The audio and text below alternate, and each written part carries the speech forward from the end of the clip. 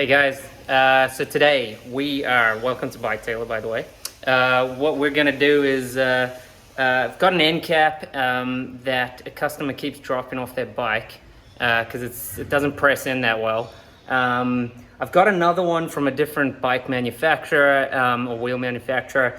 It's not a perfect fit, but what we're gonna do is just machine it down to at least the right length so that she's got a spare one sitting at home if she does lose this pulling a wheel in and out. So yeah, I'll flip the camera now around, show you what it is, and then we'll do some lathe work. So here's what we're looking at. That's the one, so this is the one that comes off the wheel. I think it's a 15 mil through axle. I haven't measured yet. We'll measure in a sec. This one's the same, fits on the axle perfectly, but you can see it's quite a bit higher. So we're just going to machine it down so that we're at the same height. What's lucky is the sides that push into the hub are almost identical, close enough. So I'm just going to machine it down to the same height. Should be a relatively easy job. All right, so let's just measure them really quickly to get the right measurement. So this is the one that we're trying to copy. So we get our calipers on here.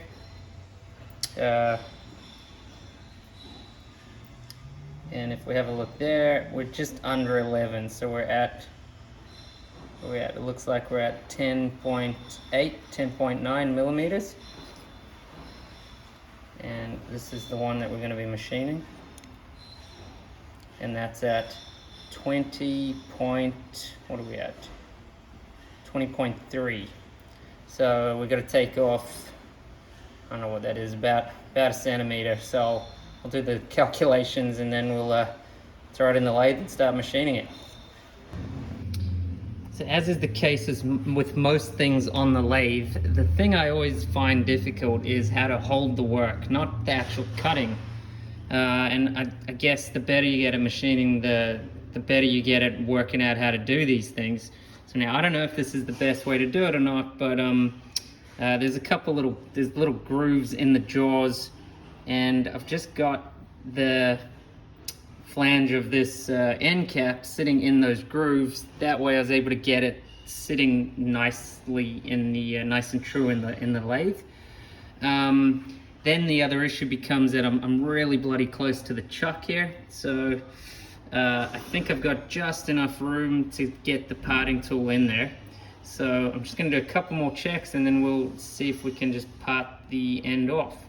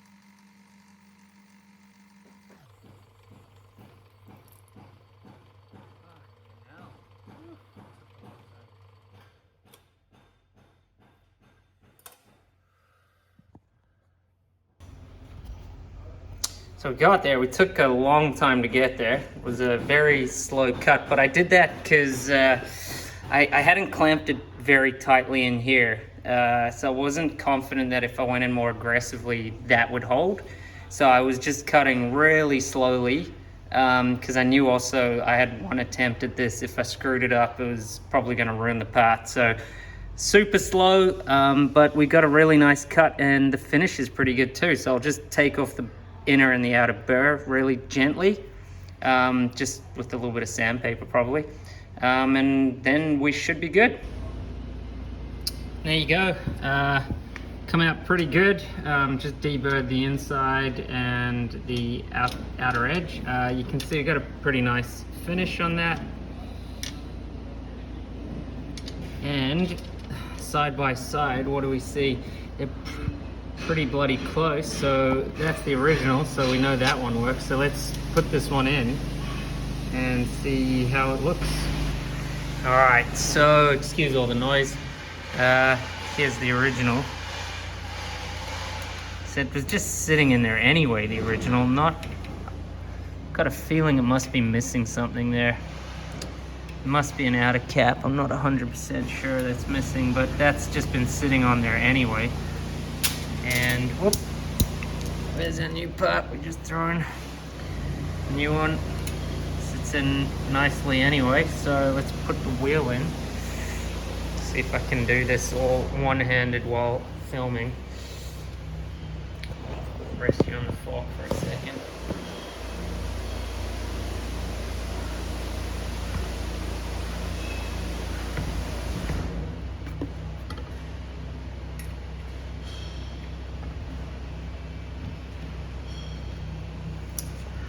Can we do this without knocking the phone off the fork precariously hanging there? Yeah. Just maybe. Okay.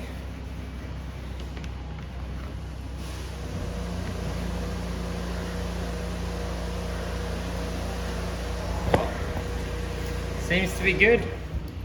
No play in the wheel, no side to side. So that is a success. Cool. Well, thanks for coming along for that one. Just a quick short one. Probably didn't need to do it on the lathe. Could have just hacksawed it, but why not use the lathe when you got it? Peace out.